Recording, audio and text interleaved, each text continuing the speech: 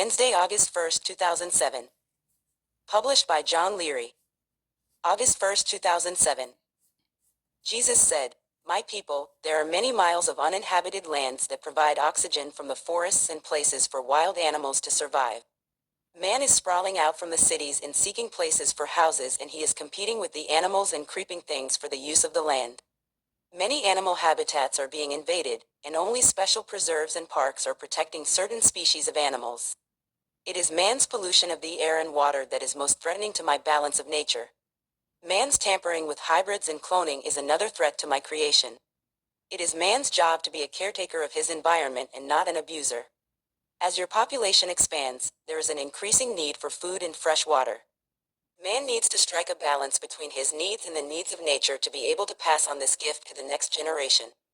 Give me praise and glory for my creation, and thank me for all that I provide for you on this earth."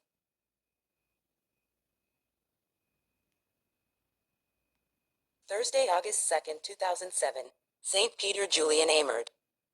Published by John Leary. Jesus said, "My people, in the time of Moses he erected a tent for a dwelling place for the Ark of the Covenant that contained the tablets of the Ten Commandments. This tent was temporary as the Hebrews moved through the desert. Today, you have another dwelling place for me in the tabernacles of your churches that have a more permanent structure. It is appropriate that you honor St. Peter Julian Amerd, who had a great love of my blessed sacrament in adoration. He founded an order of priests and one of nuns that were dedicated to giving adoration to my blessed sacrament.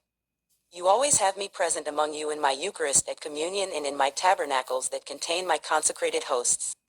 In these evil days I ask you to be protective of my consecrated hosts, so they do not fall into the hands of those who desecrate my hosts in black masses. Be on guard for any signs of people trying to break into my tabernacles. There is a constant battle between good and evil, and the demons know full well of the spiritual power in my consecrated hosts." Prayer Group. Jesus said, "My people, I have been focusing you on my crucifix in several messages because it should be a part of your life. The crucifix is a representation of how I died for all of man's sins, but it is an example to everyone of how I want you to take up your own cross of life and sacrifice it for me. Life is full of trials and joys, but you must be willing to share your suffering with me. By prayer and bearing your cross, you can gain merits in heaven for all that you endure here for me."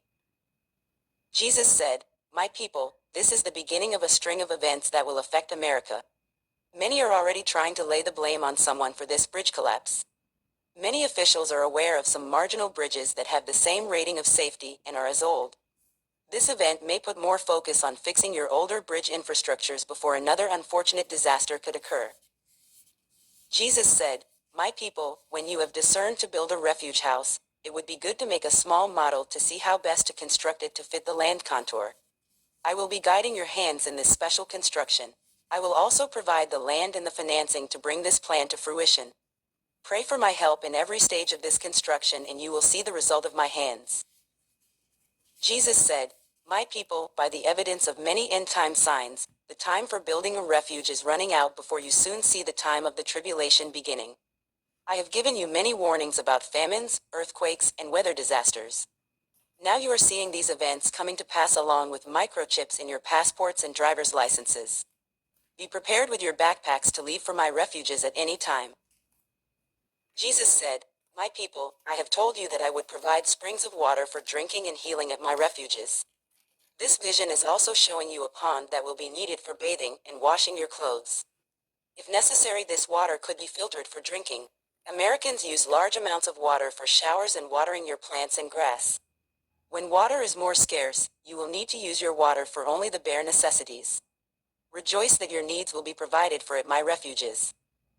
Jesus said, "My people, this vision of a confessional outdoors represents the freedom of movement that you will feel when you are released from your sins.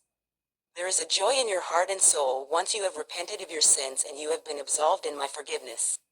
Some people feel confined by the bondage of your sins and how certain sins have a control over you. By coming to me in confession, you too can be released and freed of the shackles of your sins. Give glory to me for giving you this sacrament of penance to put my spiritual peace back into your soul." Jesus said, "My people, at adoration you have me sacramentally present before you in all of my glory. This light shining out from my host represents the many graces that flow out to all of my adorers.